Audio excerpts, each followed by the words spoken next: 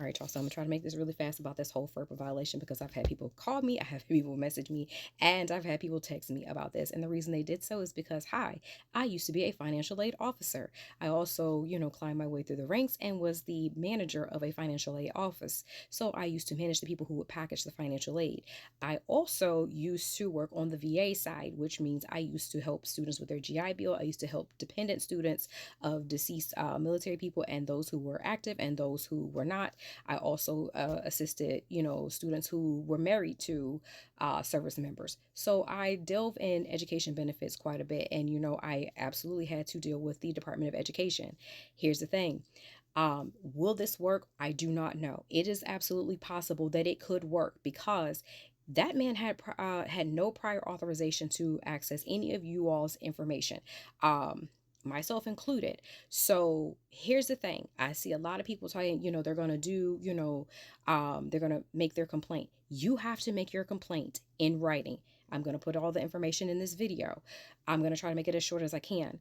You need to contact the Department of Education. You need to file a FERPA complaint with the FPCO.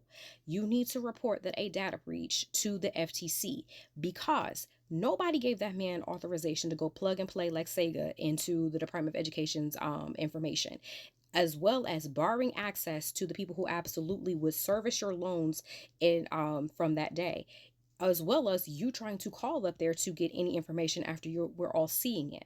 So this is what happens when you have people who have no general knowledge of, how the government works, and they're just going to do whatever they want to do. You cannot do that. There's rules, regulations that apply. That's why when you switch servicers and that you have to give that servicer that information, they have to have the prior authorization to talk to the Department of Education to get your loans. So this also applies to parents who have Parent Plus loans, who y'all took out all those expensive ass loans to help your child in tutoring, i.e., like Sylvan and all those things. Baby, listen up too, because this also applies to you because you all have that your stuff was accessed as well. Also, here's the thing. When you apply for these loans, you also put in your parents or your family's information or somebody that they can contact should you default on these loans. They now have those people's information in regards to your loans. They had no business. I don't care if they only had read access only. They still had no business touching any of that without prior authorization. And the fact that they are not true government employees. So do not go through Credit Karma. You absolutely have to write out this stuff and send it in, because again, they had access to unauthorized access. And in these loans and things, when you're dealing with the FAFSA and all this, you're putting in people's social security numbers. This was absolutely a data breach.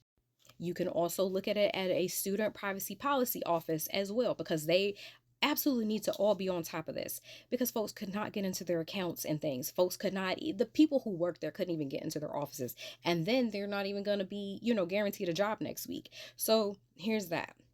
Like I said, it was just the simple fact that it was unauthorized access. And this is what happens when you have tough guys who think they could just go and do whatever the fuck they want to do, and they cannot.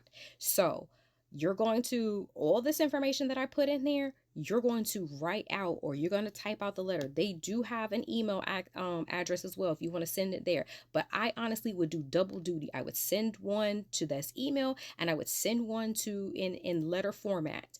And you need to do a certified mail so that you can make sure that shit got there. We ain't doing none of this, oh, well, I mailed it off. Exercise y'all's rights, y'all. Tie their asses up in litigation, because that's the only way that they're going to respond to things, is if, you as the consumer fight back. You have rights, use them. Again, do I know that this will work? No.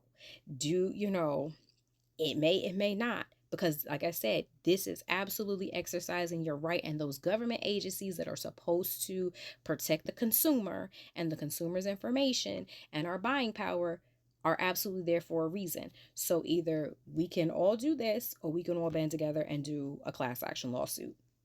But either way, we can get these loans discharged, because it's above us now. Because remember, he said the Department of Education doesn't exist anymore. So no should this, but we're gonna do this the right way, so that you don't have excess interest in things collecting. All right, y'all. Good luck.